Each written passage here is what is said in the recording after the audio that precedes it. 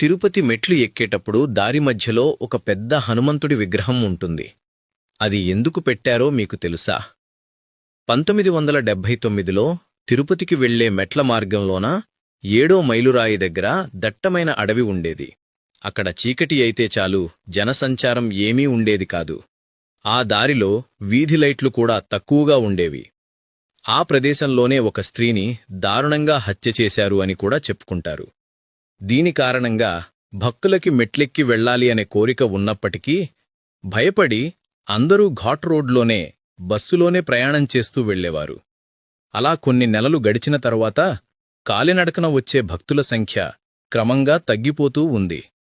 ఇది అంతా గమనించిన టీటీడీ యాజమాన్యం ఎలాగైనా కాలినడకన వచ్చే భక్తుల సంఖ్యను పెంచాలి అని చెప్పి ఆ మార్గమధ్యలో వీధి లైట్లతో పాటు భక్తులకు ఇబ్బంది కలగకుండా పోలీస్ సిబ్బందిని కూడా ఉంచారు.